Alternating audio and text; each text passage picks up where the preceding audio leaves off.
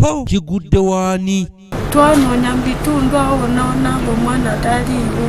Nalongo Nakitende Mire omutuuze w'ekitintale zooni ey'Ekkumi yasobeddweka ne mu kibira oluvannyuma lw'omuntu atamanyiddwa okujja mu nnyumba ye n'amubbako omulongo omu bwe yabadde agenze ku dduuka okugula omunnyo. Banzibako omulongo wange Kato olunaku olwokubiri nze nva mu zooni 10 kitintale.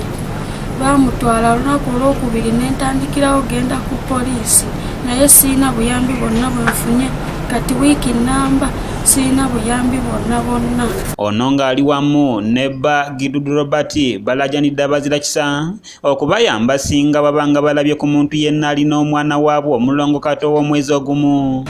Omwana ali mu nnyumba nga balese bubeebase ne ngenda wali ku dduuka ngula omunnyo ne ku dduuka samalayo yadde eddakiika 5 nekomawo nasanga Kato taliimu mu nnyumba. Bamutwala ne pepisho n'akakofiira nonyeza omwana okuva kukolekira. Omwana bano baali bonna bafaanana nga bwola booni bonna bafaanana.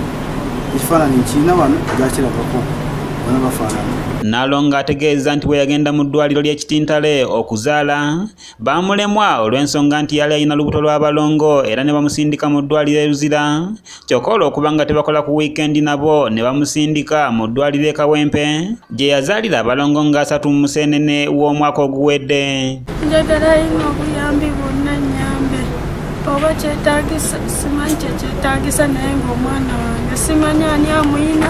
Twagenda omwana mukyalo yalina okuzaalira Luzira okusinziira alipooti yabakiswa gyali anywera eddagala naye kyazuukanga Luzira gye bakigundi Luzira gye yalina okuzaalira wali wiikendi aga ono omukyala tujja kusobola kumuzaala ensonga namu abaana babiri taaga transfer genda naggulu.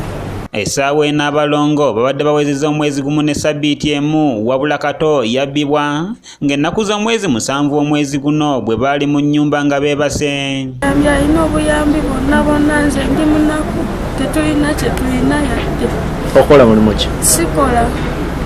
Wano wasinzidde n'asaba Abazira okuvaayo okumuyamba asobole okuzuula omulongo owokubiri kubanga bagenda ne ku poliisi y'ekitintale wabula tebaafuna kuyambibwa. Iye buli wamu nagenda wa difensi wa chairman kitintale ku poliisi n'abakyala naye ne mbuulira. Ye Ssaalongo Gidudu annyonnyodde nti waliwo omuwala mukazi we gw'alumiriza okubanga ye yabba omwana waabwe olw'ensonga nti yali amaze ebbanga ng'ajja n'abakonkona wabula nga baali tebamumanyi. Yajja ng'abuuza Nalongo alina abaana ababiri omuwala n'omulenzi.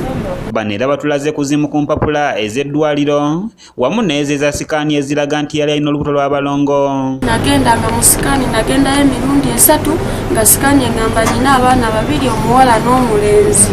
Omwogezi wa poliisi mu Kampala n'emiriraano Patrick Onyango bw'atuukiriddwa ku nsonga eno annyonnyodde bw'ati. Maama w'omwana abadde agenze mu dduuka okugula ebintu okukomawo yasanga ng'omwana Kato ng'oli yamubbye dda. Erabika ono eyabbye omwana abadde amukeeta abadde amusoma abadde amubaaza. Bano basabye omuntu yenna alabye ku muntu alina omulongo waabwe okubakubira ku nnamba y'essimu eno eya Ssaalongo.